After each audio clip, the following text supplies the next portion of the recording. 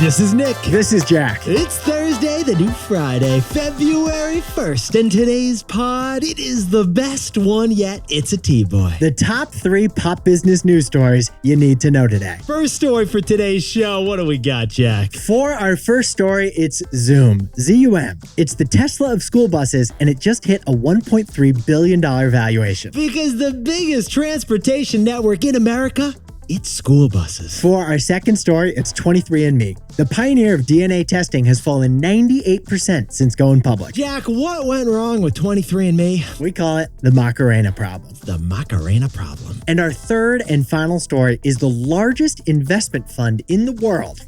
It's the Norwegian Sovereign Wealth Fund. And the people of Norway just enjoyed their biggest profit ever. But besties, before we hit that wonderful mix of stories. Wonderful mix of stories. Love the mix today, Jack. Nick, can we talk about the E.E. Ward moving and storage business? We can talk about the E.E. Ward moving and storage business Today, they're based in North Carolina and Ohio, and they do moving and storage all across the east of the United States. Jack and I jumped in T-Boy style, pretty straightforward business model. They're moving and storage as a business. But E.E. Ward's history is not simple at all. Because Yetis, this business happens to go back to the 1840s. The company began in the 1840s with 6 horses, 1 wagon, and 2 strong men. And that's not even the wildest part. Jack, what else we got on these guys? According to the Department of Commerce, E.E. Ward is America's oldest Black-owned business. E.E. Ward is the longest continuously operated Black-owned company in the country. Because E.E. Ward began in the 1840s, 20 years before the Civil War. Oh, and then here's actually the best part about this company. E.E. Ward didn't start in the logistics business.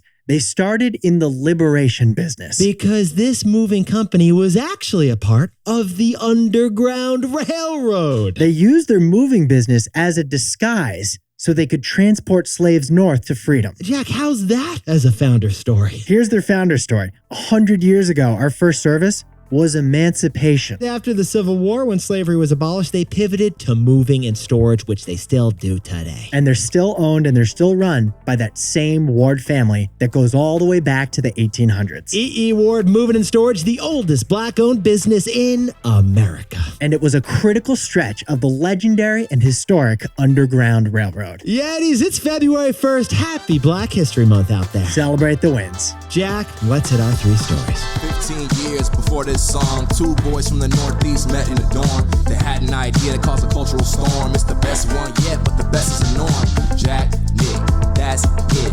I don't even think they need to practice. 50%, that's a fat tip. T-Boy City on your list. If you know, you know, cause we ready to go. We can't wait no more, so just start the show. Start the show. For our first story, Zum, Z-U-M, just hit a $1 billion valuation for a smart electric school bus. But this startup can't move fast, and it definitely can't break things. All right, Jack, I'm going to whip out a classic single for you. Tell me the year. The wheels on the bus go round and round. I sing that to Wilder like every other morning, but it was actually written way back in 1937. Funny thing, Jack, school buses haven't changed since then either. They're still as yellow as a grilled cheese sandwich. And yet, as you get into a school bus these days, yeah, they still got the bench seating with like the torn brown vinyl with some kind of mushroom coming out of it, you know? Those windows are so tough to open. You got to have like your whole body. You got to use 2 hands, both fingers. You need a spotter. It's like, buddy Timmy, you got to help us out. A couple of 8th graders are making out in the back. What's going on back there? Oh, and by the way, the window, it only goes down 3 inches. Sorry.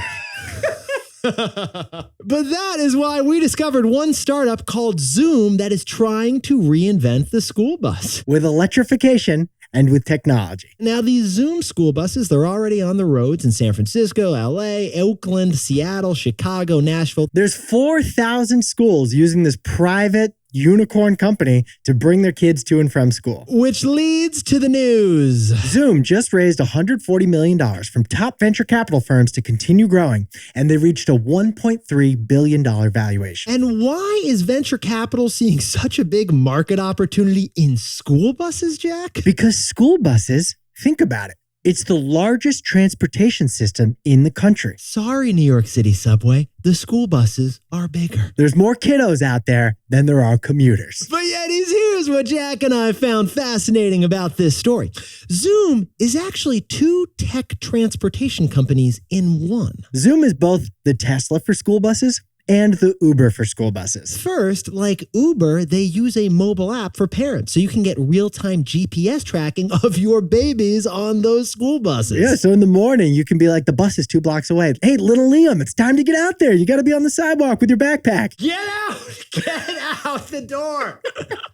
I can see it. It's in the app. Get out of the door. Leave the house. You're going to be late.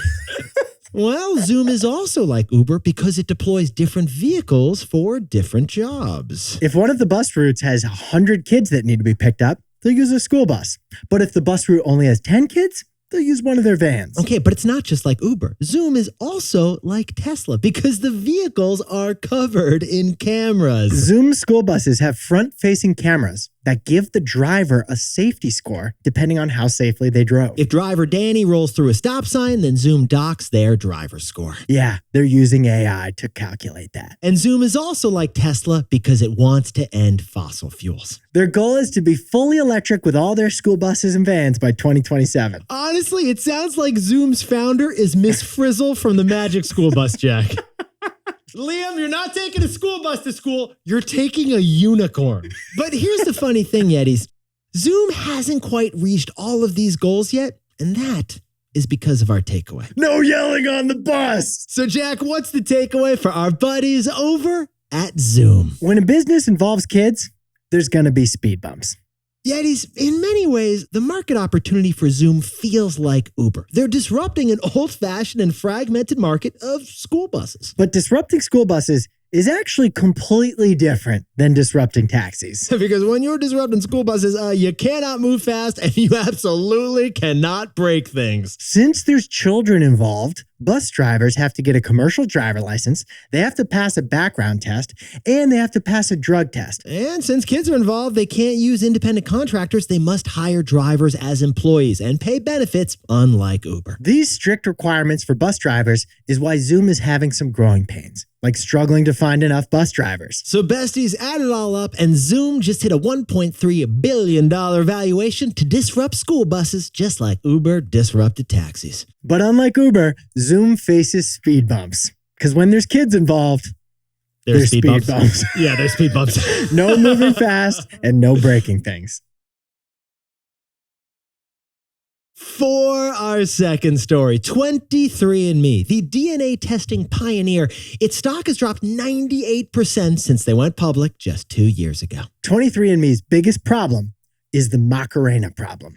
But Jack, in order to tell this story, can we go back to 2017 and can you tell us Oprah's favorite thing? Oprah's favorite thing in 2017 was the 23andMe DNA test. Oprah was all over that thing. She was loving spitting into that tube. 23andMe normalized the at-home DNA test. You could find out your ancestry. $99, send in your saliva, boom, you find out your hidden family history and a couple creepy cousins. Yeah, it was like genetic roulette. It is like genetic roulette. That's a good way to put it. Are you 4% Finnish, French, or Fijian? It makes for great cocktail conversation. Nick, aren't you 0 to 3% Turkish? I was going to tell you, I found out I was 2% Turkish. It explains why I love doner kebab so much. Yeah, ever since then, Nick's been like, is it just me or is it hot as a kebab in here? You can round up when it comes to 23andMe, Jack. You can round up. But here's the update. 23andMe has become a riches to rags Silicon Valley story. 23andMe's valuation has gone from $6 billion at its high to nearly $0 now. Because 23andMe never profited.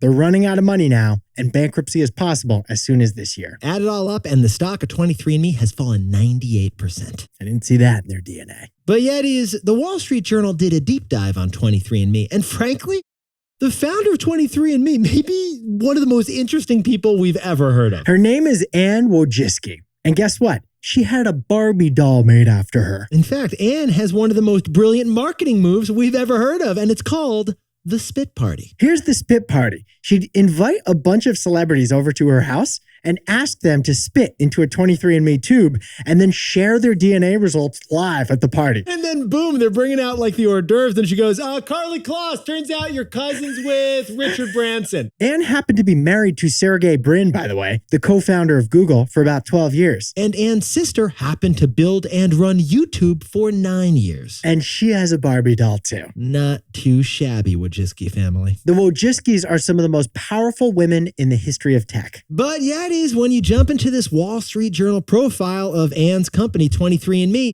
it shows that problems are stewing. Like the huge data breach 23andMe suffered last year. 7 million accounts got hacked over at 23andMe. It's one thing if a hacker has your DOB. It's another thing if they have your DNA. Now, Yetis, that major hack, that is one reason why 23andMe stock has fallen 98%. The other reason is our takeaway. Jack, what's the takeaway for our buddies over at 23andMe? 23andMe's fundamental challenge is the same as the Macarena. Yetis, Jack and I are looking at the situation, and it appears that 23andMe is a one-hit wonder company. Like the song Macarena, they may have a one-hit wonder product. Los Del Rio is the musicians behind the Macarena. And just like Los Del Rio, 23andMe created more than just one song. For example, 23andMe did buy a telehealth company called Lemonade. And 23andMe sells data on their DNA to pharmaceutical companies to try to develop drugs. And 23andMe is even working to develop their own drugs that they could sell one day from their own telehealth company. But just like Los Del Rio, none of those new songs of 23andMe's have been popular. 23andMe's Macarena was their original $99 DNA test that everyone loved. But that turned out to be a one-hit wonder product, just like the Macarena. For our third and final story, the biggest stock investment fund on earth, guess what? It's over in Norway. Norway's sovereign wealth fund just delivered its biggest profit ever. Jack, if we're going to talk about Norway's huge fund, can you tell us the definition of the word fornøyd?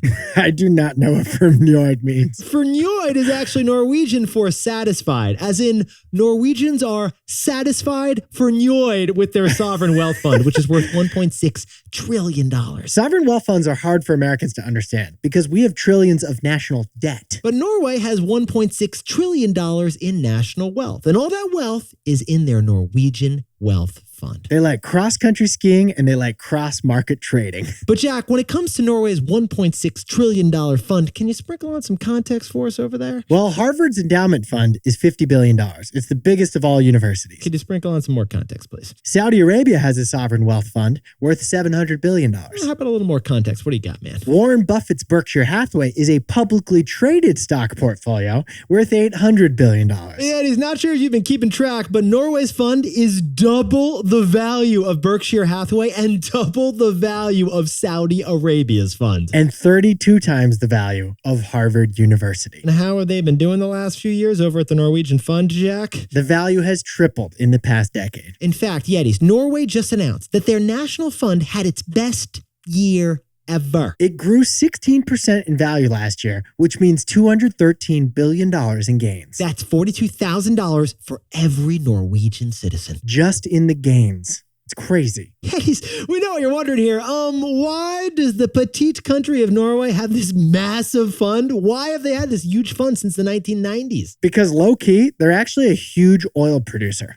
The 13th biggest in the world, and they invest away all their oil profits like a disciplined Viking financial advisor. And that is why Norway loves two things. They love fjords and they love funds. And every single Norwegian citizen owns a tiny slice of that sovereign wealth fund. Now, Yetis, Jack and I jumped into the numbers T-Boy style. Norway has the most transparent financial fund we have ever seen before. If you go to the website, they very clearly say all the assets that are invested in, and they real-time update the value of the whole fund. That's how we found out that Norway owns 2% of all the stock in all of the companies on planet Earth right now. 2% of all the stock on planet Earth is owned by Norway's sovereign wealth fund. That's how big it is. Norway owns stock in 8,500 different companies across 70 different countries right now. And they got a pretty risky portfolio. 70% of their money is in stocks, 27% in bonds, 2% in real estate, and 1% in renewable energy assets. And we know what you're wondering. What are the biggest holdings of the Norwegian stock fund? The same as all of our biggest holdings. It's the super six-pack of tech stocks. It's Apple, Microsoft, Meta, Alphabet, Amazon, and NVIDIA. Norway's chief financial officer, Olaf the Snowman,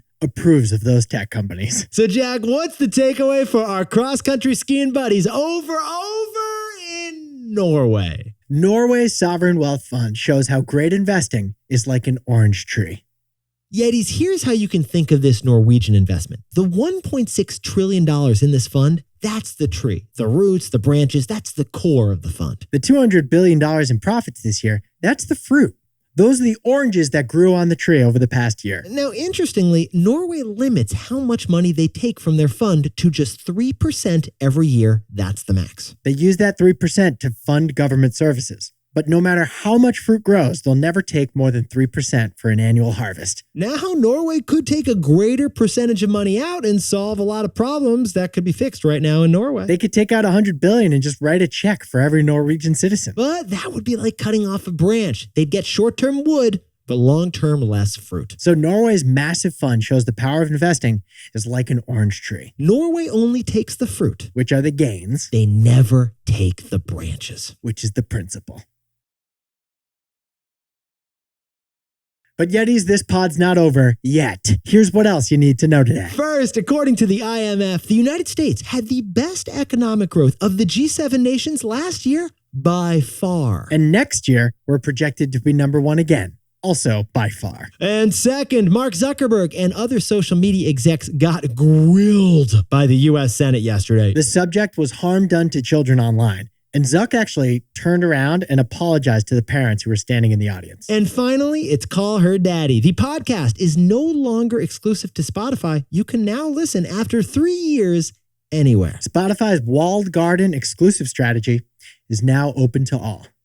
Now, time for the best fact yet. This one whipped up by Jack and me. We'll frame it as a trivia question. Why do Americans honor Black History Month in February? Yeah, because if we're looking at the calendar, MLK Day was in January. Juneteenth is in June. How did February end up with Black History Month? The answer is Frederick Douglass. The 19th century Black abolitionist was born in February, and that is what led to Black History Month this month. The former slave Frederick Douglass actually became an advisor to President Abraham Lincoln during the Civil War. Yetis, if you have got a Black History Month fact, we want to hear it, and you can send it to us. We can even get your voice on this podcast. Submit your best fact yet in the form that we have linked in this episode description. Oh, we also got a link on our website. Go to tboypod.com. We want to get your best fact yet. Yetis, you are looking fantastic for the new Friday. And if you haven't yet, you can click to follow us so you get the best one yet every single day. Nick and I got one more episode before the weekend. It's going to be the best one yet. You're going to feel vernoyed. Nick and I will see you there. Can't wait.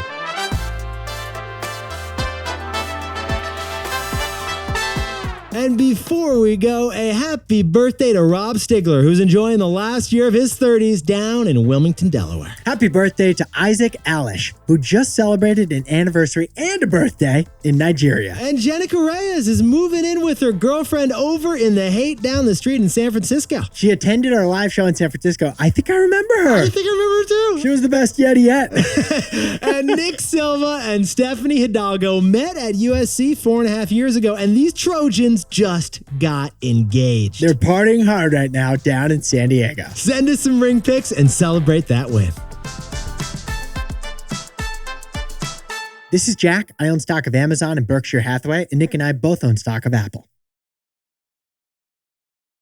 Did I ever tell you when our school bus stopped in the Bronx once and Fat Joe the rapper got on? Why? What? He just got on, waved his hands, he got off, and we didn't even know what happened. Did you know it was Fat Joe the rapper? Oh, we knew it was Fat Joe the rapper.